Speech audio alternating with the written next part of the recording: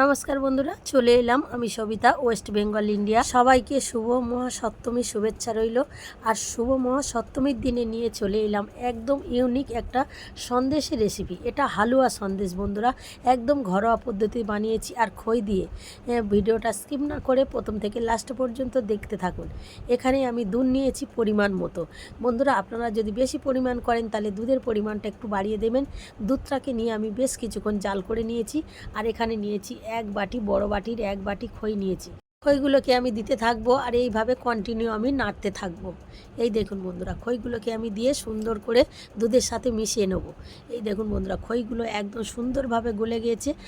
আবার আমি আরেকটু খই দিয়ে দিলাম, কারণ খইয়ের পরিমাণটা কম হয়েছিল, তাই আরেকটু খই দিয়ে দিলাম। এবার একসাথে ভালোভাবে এটাকে আমি মেশাতে থাকবো। এইভাবে আমি নাড়তে নাড়তে একটা মোটা ঘনত্বে আমি তৈরি করে নেব। এর মধ্যে দিয়ে দেবো স্বাদ মতো চিনি।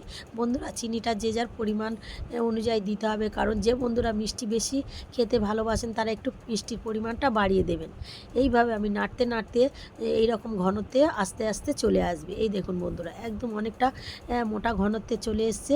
আর এর মধ্যে এই সময় আমি দিয়ে দেবো পরিমাণ মতো খোয়া ক্ষীর। খোয়া ক্ষীরটাকে আমি গ্রেট করে বেশ পরিমাণ মতো দিয়ে দিলাম। এই খোয়া ক্ষীরটা দিলে সে হালুয়া সন্দেশটা খেতে খুব সুন্দর হয়। এইভাবে আবার আমি নাড়তে থাকবো। এইভাবে নেড়ে নেড়ে নেড়ে নেড়ে এটাকে আমি একদম শুকনো তৈরি করে নেবো। এই দেখুন বন্ধুরা, একদম ঘনত্বে চলে এসছে। আরও খানিকটা খোয়া ক্ষীর আমি এর মধ্যে দিয়ে দিলাম। আরও বেশ কিছু পরিমাণ খোয়া ক্ষীরের মধ্যে আমি গ্রেট করে দিয়ে আবার আমি এটাকে নেড়ে নেড়ে একদম শুকনো ঘনত্বে তৈরি করে নিলাম। এই দেখুন বন্ধুরা, যখন এই রকম ঘনত্বে চলে আসবে এটাকে আমি এবার গ্যাস অফ করে নামিয়ে নেব। এখানে একটা প্লেটের মধ্যে এটাকে আমি ঢেলে নেব, দিয়ে চামচ দিয়ে সুন্দর করে একটা শেপ দিয়ে নেব।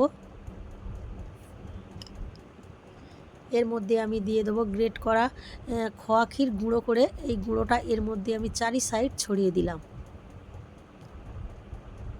সুন্দর করে চারি সাইড আমি ছড়িয়ে দিলাম। আর দিয়ে দেবো এখানে পেস্তা বাদামের গুঁড়ো। এই পেস্তা বাদামের গুঁড়োটা দিলে ভীষণ সুন্দর খেতে লাগে। এটাকে আমি পরিমাণ মতো একদম চার সাইড ছড়িয়ে দিলাম।